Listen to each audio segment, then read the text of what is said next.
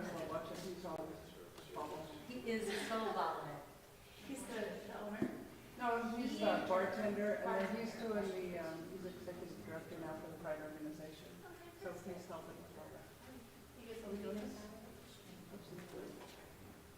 Did you listen? I don't know. Was that, did I miss it? We'll make sure he says.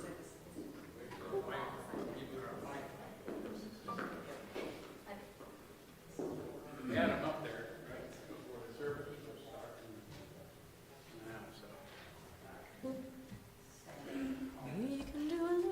I think we can go, I think he taught us to go ahead and start. We're live streaming, and then he's going to work on getting our. Okay. All right, so yeah. Thank you, Todd. You're a miracle worker. Okay. Good morning. We are going to start. Please stand if you would like and join me with I Sing the Spirit of a Child, number 338.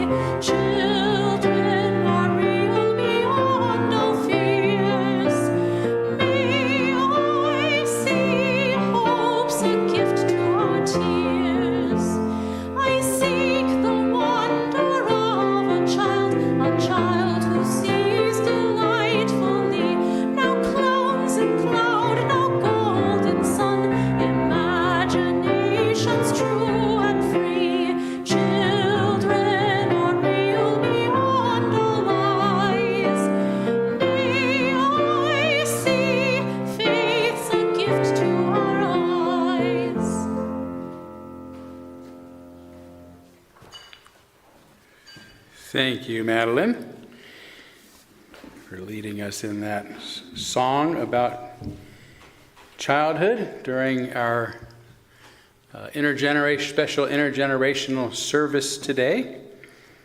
So I want to begin, of course, as always, by welcoming everyone to this space, as well as the many of you who are Zooming with us and live streaming with us this morning as well. Glad to have all of you. We begin, as usual, by reminding you that our mission here at the UU Church of Spokane is to create a nourishing, liberal religious home and to champion justice, diversity, and environmental stewardship in our wider world, or, as we say in short, to create community, find meaning, and live justly. And again, welcome to each of you and all that you bring with you. We're really glad that you're here today in all of your uniqueness, and particularly invite you to let your inner child out this morning. So this is an intergenerational service, and we're going to be celebrating, particularly during our second service when there are actually children here. But all of us have been children before, and that stuff stays with us, for better or for worse, throughout our lives. So hopefully we can remember some of the good things about being children,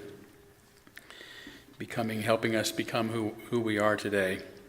I do have a couple of announcements. One, again, the Pride weekend is next weekend. If you want to volunteer to help work our Pride booth on the 8th, that is, there's a sign-up sheet back there on a table with a flag similar to this one. Next Sunday, we will be having our annual meeting in which we need to vote on new board members and pass an annual budget, those sort of things.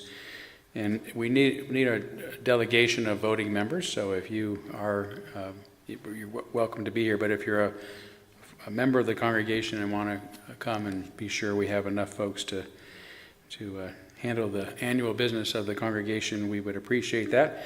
We do plan on having our members who are remote joining us via Zoom, probably on this same channel that we're, or Zoom room that we have today, so please plan on attending that way if you can as well. Yeah, so speaking of which, let's go. Oh, actually, no, I got a last minute text from Nancy Avery. Let me see here.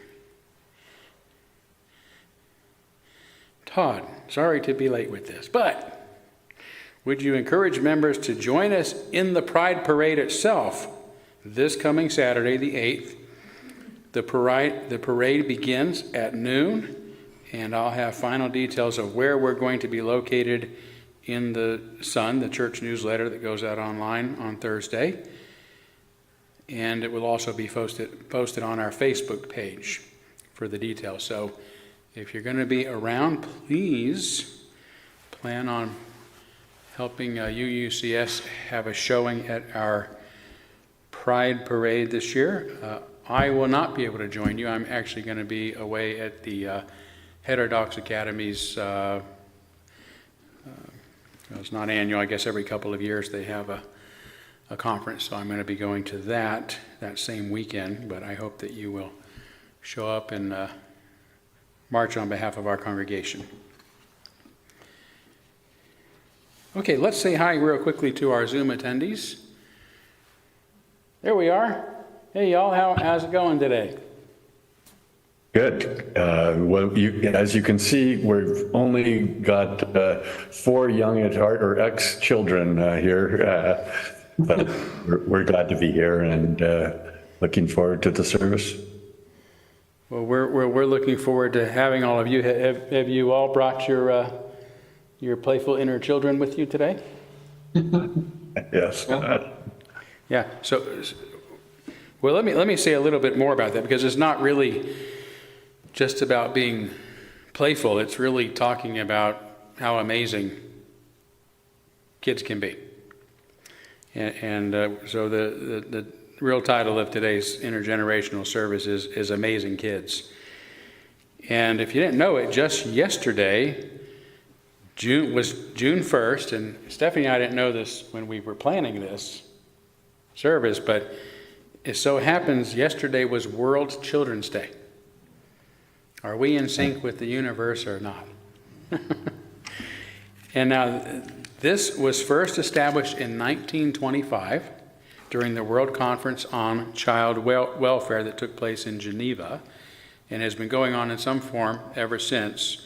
Some countries celebrate Children's Day now on November 20th to commemorate the United Nations signing of the Declaration of Rights of the Child in 1959.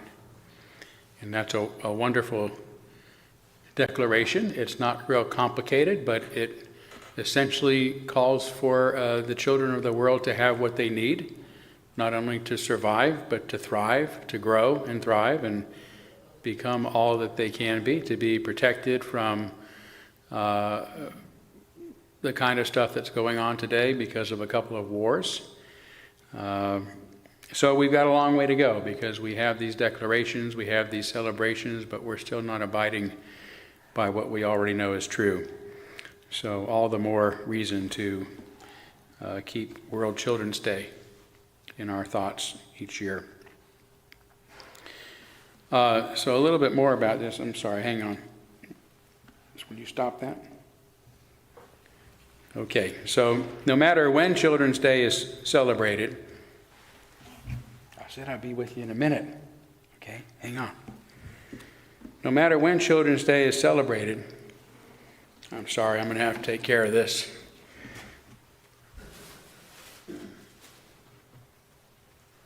Oh my goodness. What are you doing down there? I came to the tryouts. The tryouts, Yes, to become a thanest child. Well, I don't think we're actually having tryouts. Well, I came to become a thanest child. Well, what did you have in mind? I can do some amazing things. Okay, what can you do that's amazing, Eddie? This is my friend Obstinate Eddie, by the way. Well, I can hold my dress until my hair curls. Okay, let's give that a shot. Did it work? It did, yes, your hair is very curly. Anything else before we get back to our service? Yes, I can stand on my head. Okay, let's see.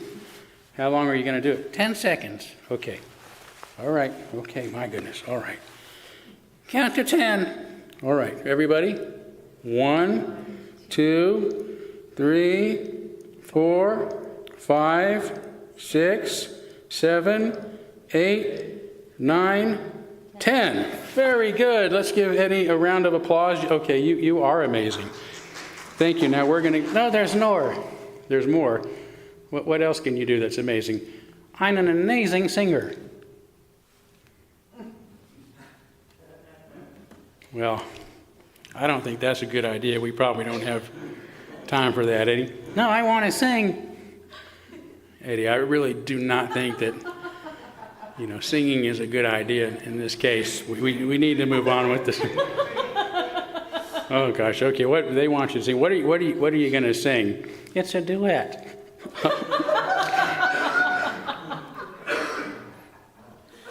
Okay, all right. Who's going to sing with you? You are. That's what I was afraid of. Okay, well, we'll give it a try. Will I know where my part is? Yes, you'll know. Okay, all right. Okay, go ahead. Twinkle, twinkle, little star, how I wonder what you are. Like a diamond in the sky, up above the world so high. Twinkle, twinkle, little star, how I wonder what you are. Oh, okay, very good. That was amazing. Thank you, Eddie. You brought out the inner child in me, in addition to a red face. But anyway, this is not really about becoming famous. We are going to be recognizing some kids that maybe you've heard of, some of you haven't, but it's really about the ability of everyone, especially children, to do amazing and good things. So you did some amazing and a couple of good things here today. So we will see you later, Eddie, okay? Don't tug on my leg anymore. All right. What do you think, Stephanie? Should we talk about some of the amazing kids that we wanted to start off? Just so you know that we really are serious about this when you start adding it up. And you're going to start, and we're going to start with the oldest and work down to the youngest. Yep. Okay. Come on up here where folks can hear us both. Okay. All right. At 17, Malala Yousafzai became the youngest ever Nobel Prize laureate for her courageous advocacy of girls' education in the face of Taliban oppression. And more recently, at age 16, Greta Thunberg inspired a global movement for climate action, leading millions in climate strikes to demand environmental responsibility from our world leaders. At 15, Claudette Colvin bravely refused to give up her seat on a segregated bus in Montgomery, Alabama, becoming a key figure in the civil rights movement. At 14, Louis Braille invented a tactile writing system for the blind, revolutionizing access to reading and education for visually impaired individuals. At 14. At 13, Joan of Arc began to receive visions that would lead her to become a pivotal figure in the 100 Years' War, ultimately leading the French army to several important victories. At 12, Samantha Smith wrote a letter to Soviet leader Yuri Andropov, leading to a response and an invitation to visit the Soviet Union, becoming a symbol of youth diplomacy during the Cold War. At 11, Stevie Wonder signed with Motown Records, beginning a legendary music career that would break barriers and inspire millions with his talent and activism. At 10, I hope I get this right, Iqbal Masih, we think, escaped child slavery and became an international figure in the fight against child labor, raising awareness about the exploitation of children. At 9, Tutankhamun became Pharaoh of Egypt, and although he died young, his tomb's discovery thousands of years later provided unprecedented insights into ancient Egyptian civilization. At 8, Akrit Jaswal performed the first medical procedure at age 8, his first medical procedure, becoming known as a child prodigy in medicine and advocating for advancements in healthcare. At 7, Bana Alabed captured the world's attention by tweeting about her experiences during the Syrian civil war, bringing global awareness to the plight of children in conflict zones. At 6, Ryan Reljak raised funds to build a well in Uganda, starting a lifelong mission to provide clean water to communities in need through his foundation, Ryan's Well. At 5, Phoebe Russell launched a campaign to recycle cans, raising thousands of dollars to feed people in San Francisco and inspire others to take action. At 4, Joshua Williams started his foundation to fight hunger, distributing food to those in need and advocating for food security across communities. At 3, Ryan Hicks began collecting socks for people experiencing homelessness, showing that even the youngest among us can make a significant impact with simple acts of kindness. And wait, there's more. At age 2, baby Dev is a math genius who just appeared on America's Got Talent as its youngest and smartest contestant ever. I think we'll now have our chalice lighting. We will. So our chalice lighting words this morning are a little different than what we typically might say. They are what we say every Sunday during Children's Chapel. And feel free to follow along. The words should be on the screen, I think. And we've also got some hand motions, so let that inner child shine. We light this chalice to celebrate. I don't have any of that. That's okay. To celebrate Unitarian, make one you, Universalism. This is the church of the open mind. This is the church of the helping hand. This is the church of the loving heart. Together, we care for our earth and work for friendship and peace in our world. Thank you, Todd. Thank you all for participating.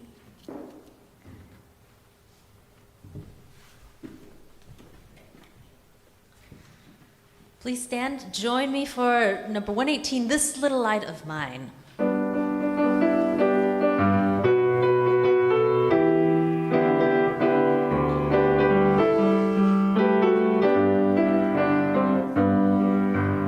This little light of mine, I'm gonna let it shine.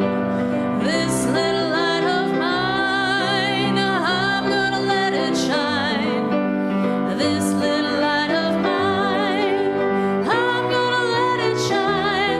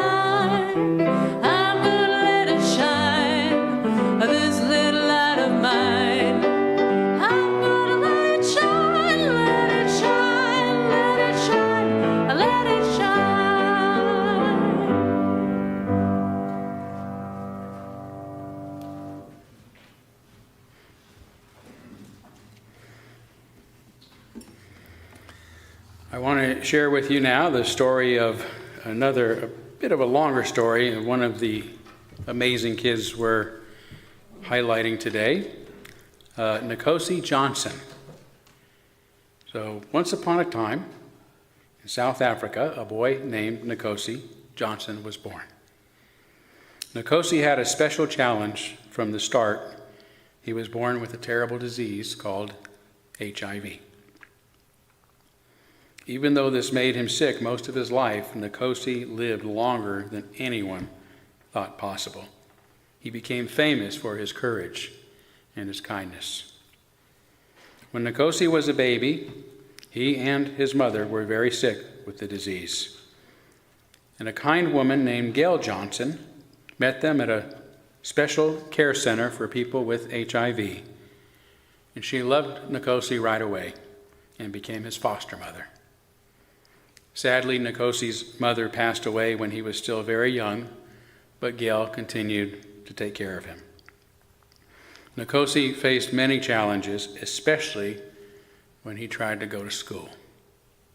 Some parents and teachers were afraid that their kids might catch Nkosi's disease. And even though this wasn't possible, but Nkosi and Gail didn't give up. They fought for his right to go to school. And they eventually won. Because of Nkosi, schools learned not to be afraid of children with HIV. Nkosi became a hero when he spoke at a big meeting about his disease and others who have it too. He told everyone, "Care for us and accept us. We are all human beings." His words touched many hearts around the world. Even though Nkosi got very sick and had to rest a lot, he kept fighting. He wanted everyone to know that kids with HIV need care and love just like everyone else. Nkosi passed away when he was 12 years old, but his bravery and his message of love and acceptance live on. Today, Nkosi's Haven, a special place named after him, helps children and mothers with HIV. Nkosi's story reminds us that even the smallest voices can make a big difference in the world.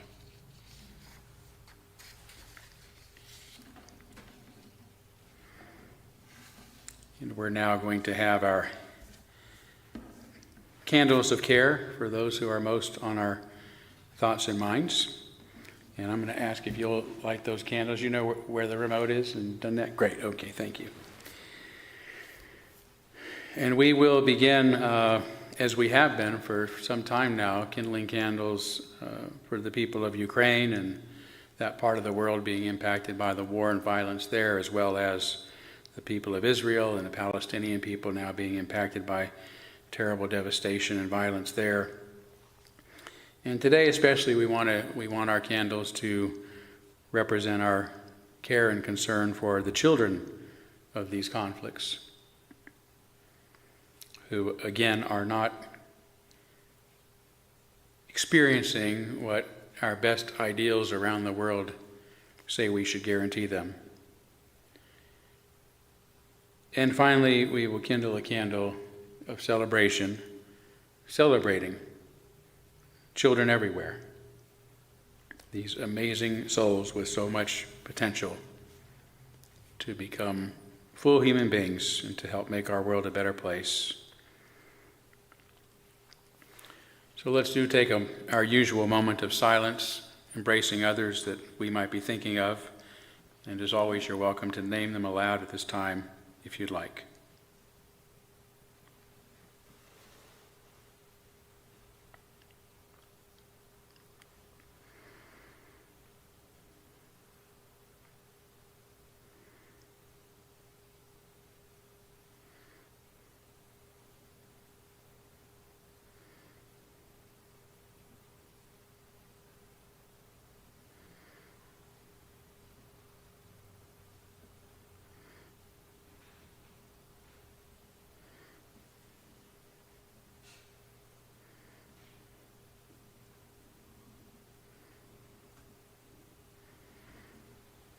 those named aloud and those embraced in our silence, and all those who are suffering in our world at this hour, we hold in our community with compassion. And we now gratefully give and receive this morning's offering, which helps sustain this community and our mission to the larger world.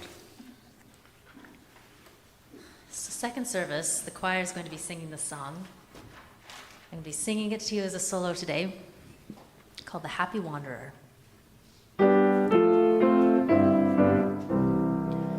I love to go wandering along the mountain track, and as I go, I love to sing my knapsack on my back. Valderie, Valdera, Valderie, Valdera, Valderie, Valdera, my knapsack on my back. I love to wander by the stream that dances in the sun. So joyously it calls to me, come join my happy song. Valderie, Valdera, Valderie, Valdera, Valderie, Valdera, my knapsack on my back.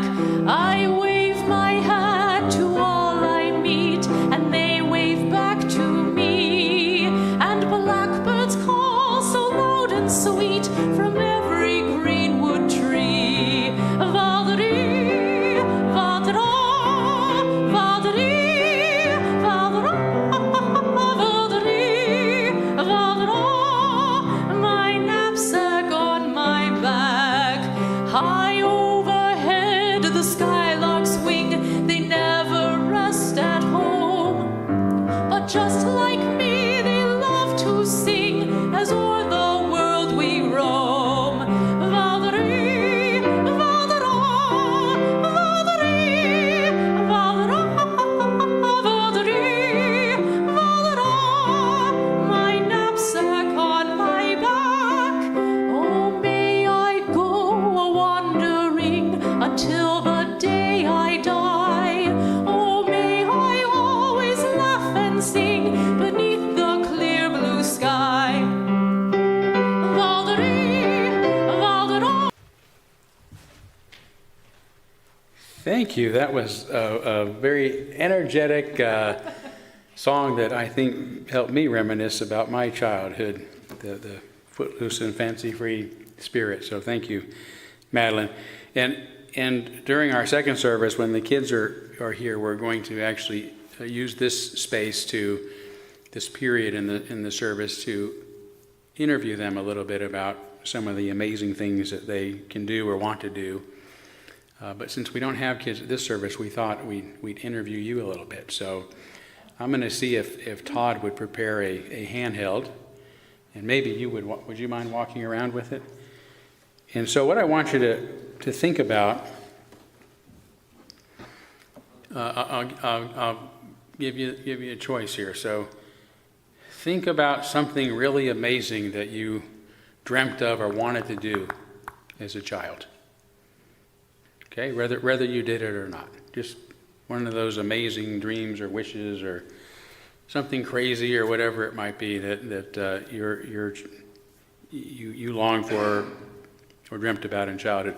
Or if there was something about you as a child that came true, something that's always been a part of you that somehow expresses itself today in your adulthood.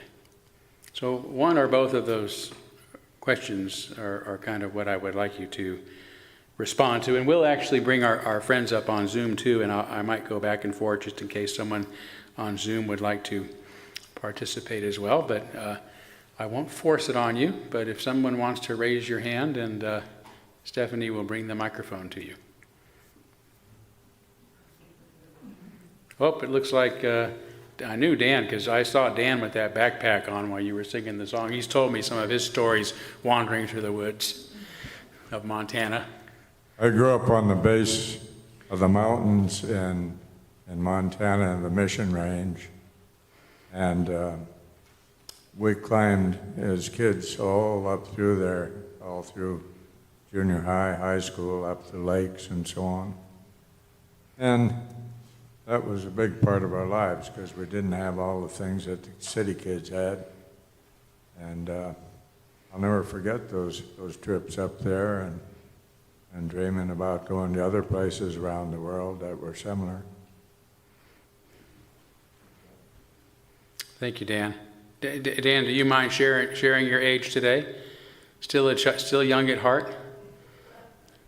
I'm still upright. I'm 86. 86 and more than upright, yes. And a real his inner child is definitely alive and well.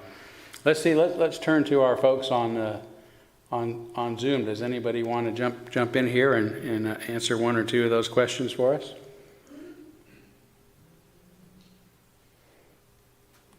Five, four, three. Okay. Go ahead. I'll jump. Thank you. It's Terry. We didn't have a car when I was a kid until I was 12 or something like that, and I lived in Calgary, which is a real car-friendly city to say the least, and so I always thought that if only I could just go for a long car ride and see new things going by me all the time, and I thought that would be pretty wonderful. But that wish has cursed me with a drive across Canada to Ontario every summer for the last 30 years, practically, to my father-in-law's place. So I've got my wish, and a little more than I bargained for, I think. Thank you, Terry. Who else in the room? Yay!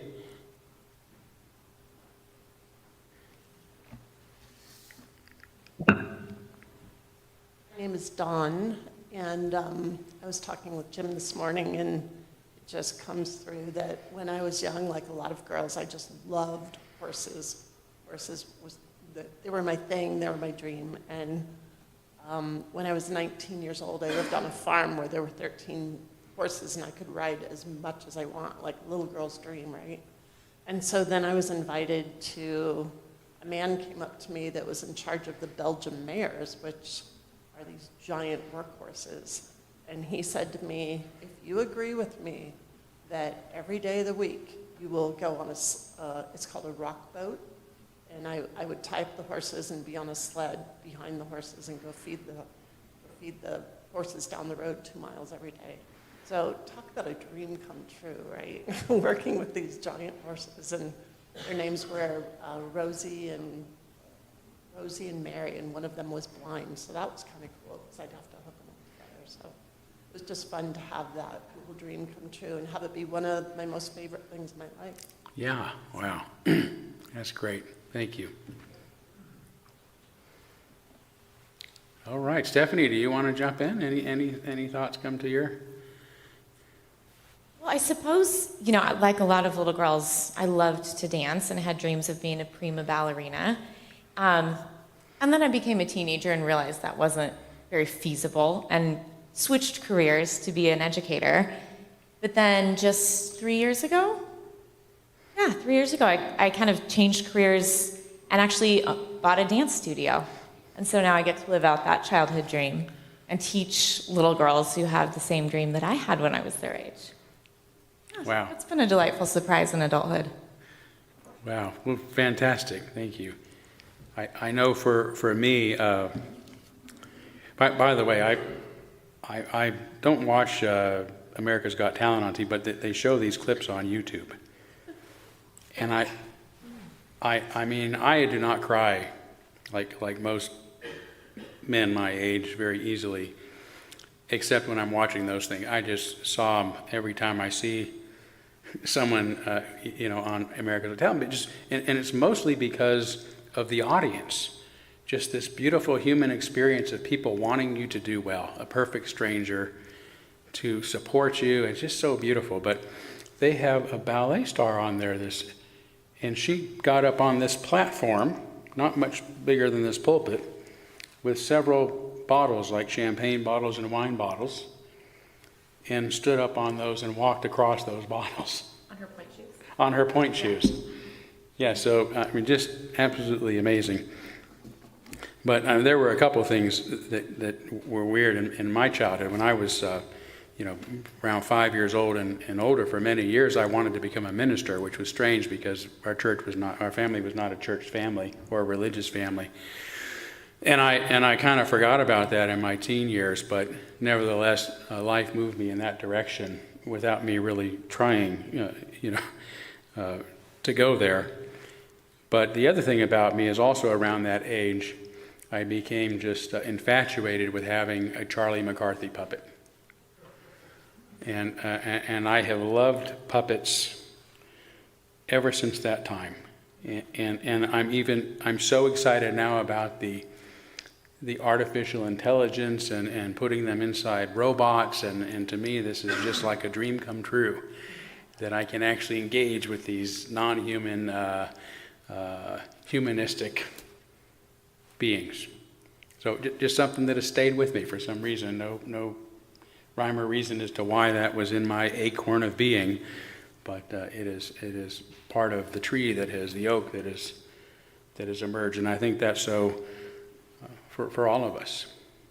How many puppets do you have hanging in your basement? How many puppets do I cannot tell you because I don't know. There's so many.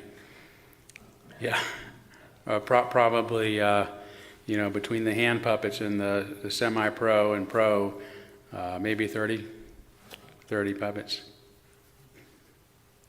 So, yeah. All right. Let's see, Stephanie. Where are we at here? Can you recognize that? Oh, yes. I'll turn it over to you. Yeah. Yeah, so again, second service, we'll have kids up here, and we will, at that time, recognize two children in particular. Zuri and Theo Archer are both completing, not Archer, Christensen. Zuri Archer is another kid I know. You've got ballet on my mind. Sorry. That's one of my ballet students. Using your arches. Yeah, exactly. Zuri and Theo Christensen are today completing their last OWL class. OWL stands for Our Whole Lives. It's a comprehensive human sexuality program, and this church has been really supportive and has contributed, their energy, their passion, their financial resources to make sure that we could run a program. And so we're really grateful to the support of the congregation, to our UUCS volunteers, Marianne Winifred and Kelsey Christensen, and then most of all to the kids who participated in the program. So if you see Zuri or Theo, give them a high five for congratulating their last OWL class today. And now it's time for another musical interlude. And again, the kids will be up here and participating with Madeline. They will. But she might have special instructions for you all today. So I have some kazoos. We can save the kazoos for the kids, unless you're just like, wave your hands and you want a kazoo. All right. I'm going to do the mouth trumpet, but we're going to sing the song with kazoos second service. Let's try it. You might know it. Here we go. Sorry, I forgot. Beep, boop, there it is. You are my sunshine, my only sunshine. You make me happy when skies are gray. I see you singing. You never know, dear, how much I love you. Please don't take my sunshine away. If you want a mouth trumpet, go for it.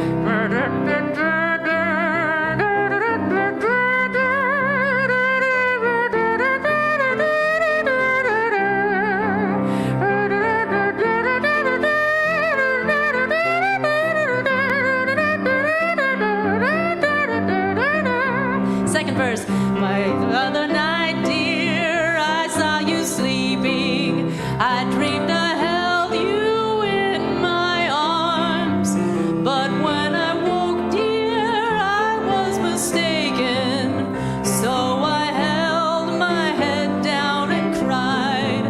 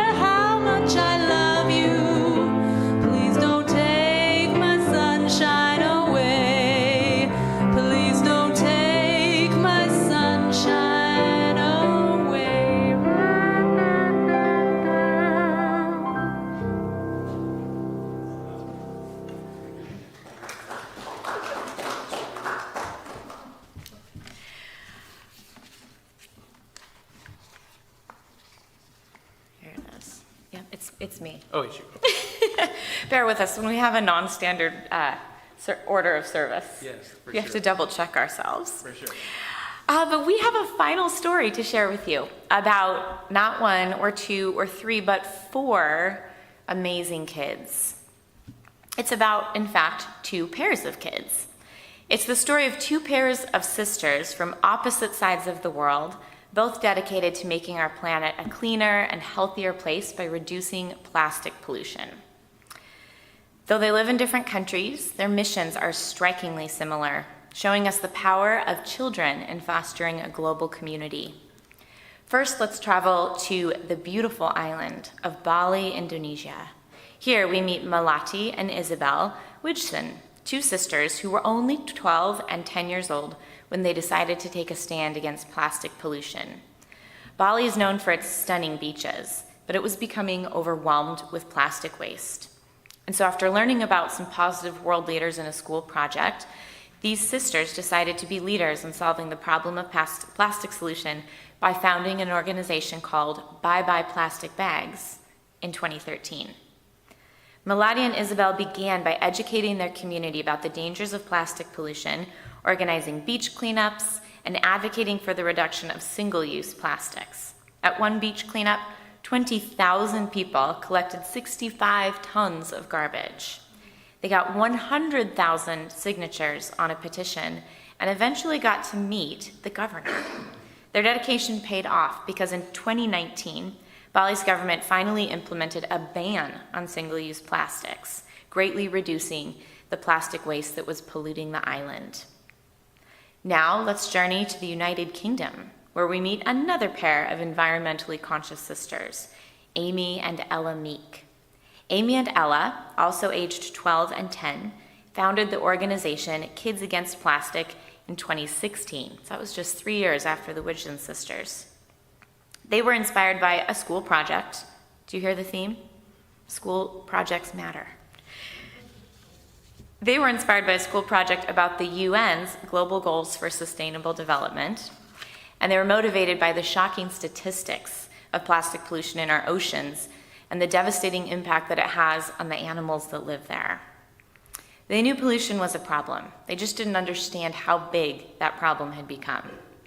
So the Meek sisters set out to educate others about plastic pollution and encourage schools, cafes, businesses, and individuals to reduce their plastic usage. They created the Plastic Clever initiative, which provides really practical steps to minimize plastic consumption, and it even offers a certification program for schools.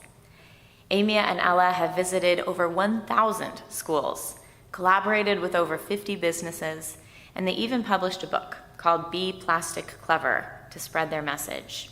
Wherever you live, you can join their Kids Against Plastic Club and make a difference in your own school system. While Melati and Isabel focused on grassroots activism in their local community, Amy and Ella leveraged advocacy on a broader scale. Despite these different approaches, both pairs of sisters have achieved remarkable successes in their fight against plastic pollution. Their stories remind us that no matter where we live, and no matter how old we are, we share one planet, and together we can work to protect it. These young activists exemplify the theme of our service today. Kids are amazing, and they can make a difference. When they band together across the globe, their potential impact is boundless. Melati, Isabel, Amy, and Ella remind us that we are all part of a global community. No matter your age or location, every action you take can make a difference. So as we join hands with people around the world, we become a powerful force for positive change, proving that together we can build a cleaner, healthier future for everyone.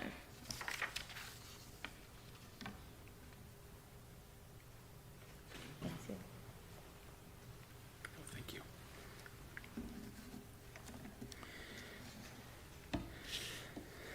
Yeah, so I have a formal benediction, but I wanted to say a little something since we have a couple of extra minutes. I would not want you to get out of here early.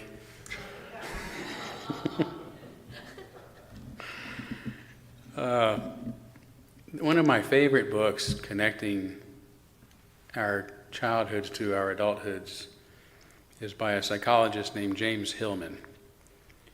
He's a Jungian psychotherapist, and his book is called The Soul's Code. And in it, he posits that we are all born in this world with something about us that epitomizes who we are. He's got lots of evidence for this, so I won't go into. But he calls this as the acorn theory. Because just as the acorn has everything in it necessary to grow to become the mighty oak,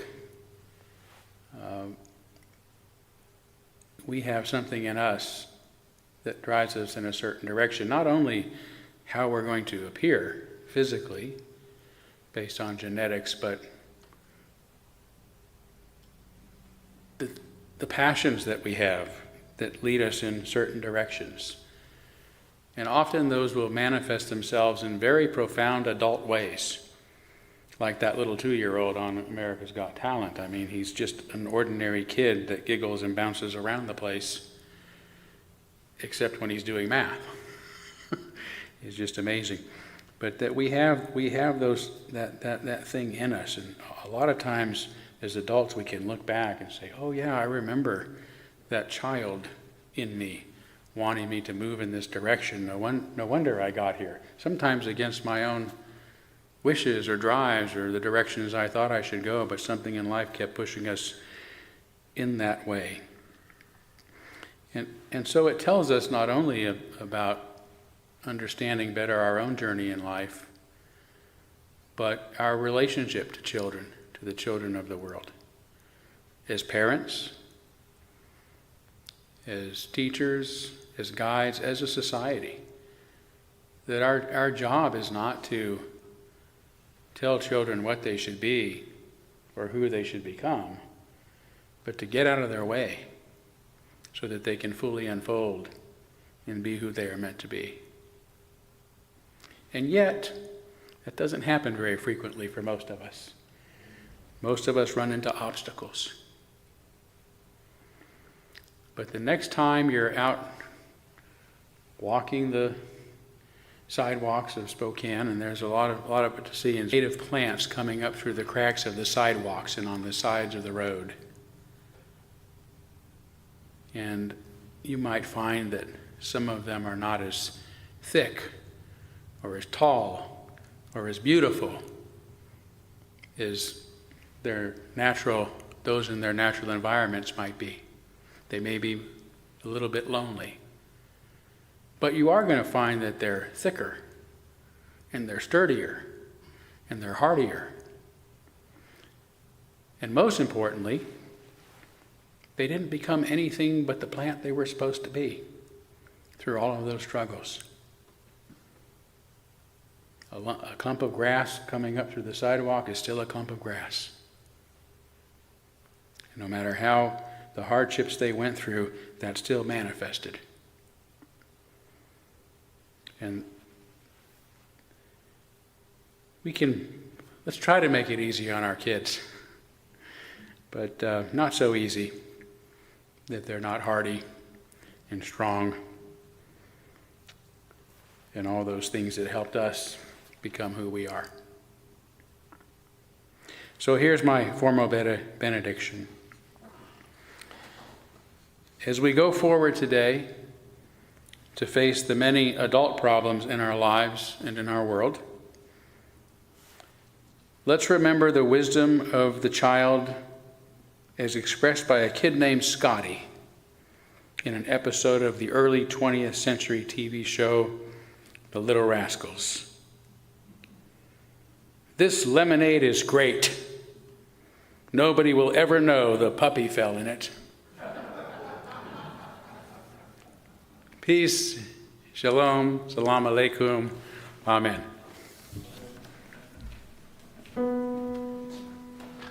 Please stand, join me for 'Tis a Gift to Be Simple, number 16.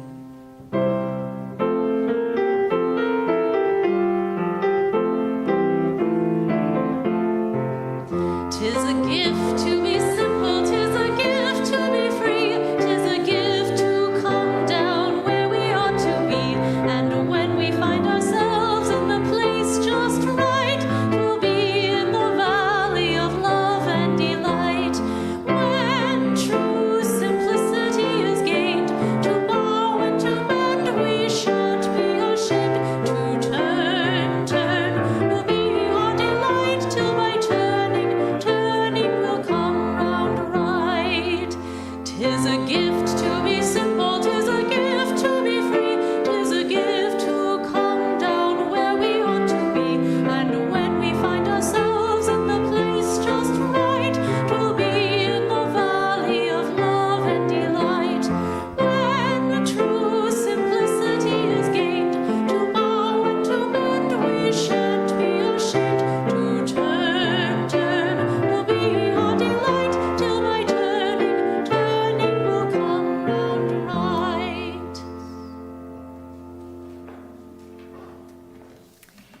And Todd has already given his benediction, so now we'll keep the music flowing and join hands and sing shalom to end our intergenerational service together.